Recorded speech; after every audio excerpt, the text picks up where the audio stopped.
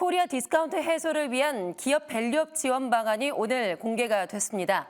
당국은 이번 발표에서 기업들에게 가치 제고 가이드라인을 제시하고 적극적인 인센티브 제공을 통해서 기업의 자발적인 참여를 유도할 계획이라고 밝혔는데요. 이정호 기자가 보도합니다. 지난 한 달간 우리 자본시장의 주된 관심사였던 기업 밸류업 프로그램이 모습을 드러냈습니다. 기업 가치 제고 계획의 수립과 이행, 공시 등 전 과정에서 기업의 자발적인 참여를 독려하고 이를 유도하기 위해 세제 혜택 등의 인센티브를 제공한다는 내용이 발표에 담겼습니다. 시장의 예상대로 채찍보다는 당근책이 주로 제시된 겁니다.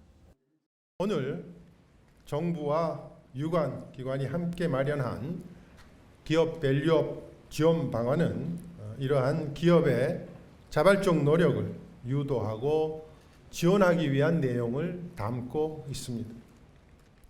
기업 지배구조의 투명성 확보, 주주 친화적 경영 등과 같은 기업의 자발적 노력이 뒷받침되어야 할 것입니다.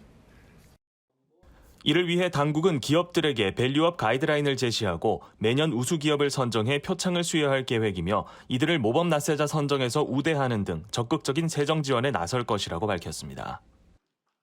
또 시장이 우수 기업을 쉽게 평가하고 투자할 수 있도록 PBR, PER 등 주요 투자 지표를 한데 모아 비교 공포하겠다고도 밝혔습니다. 또 코리아 밸류업 지수를 개발하고 ETF를 상장해 패시브 자금이 몰려들 수 있도록 지원할 방침이라고도 덧붙였습니다. 지속적인 지원을 위해 전담 지원 체계도 구축하겠다는 계획입니다.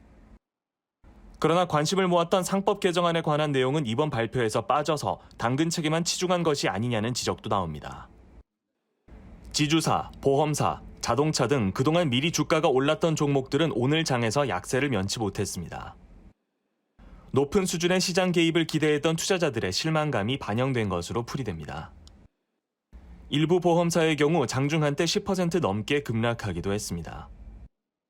다만 정부는 이 같은 시장 반응을 예상하기라도 한 듯 정책을 중장기적인 관점에서 살펴줄 것을 호소했습니다.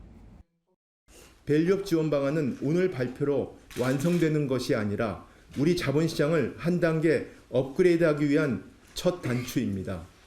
코리아 디스카운트라는 단어가 없어질 때까지 구체적인 내용을 지속적, 단계적으로 발전시켜 나가겠습니다.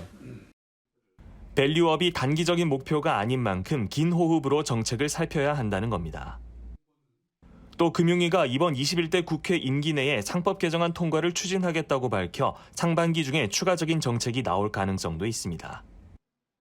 오늘 공개된 기업 밸류업 프로그램이 한국 증시의 오랜 숙제인 코리아 디스카운트 해소로 이어질 수 있을지 주목됩니다.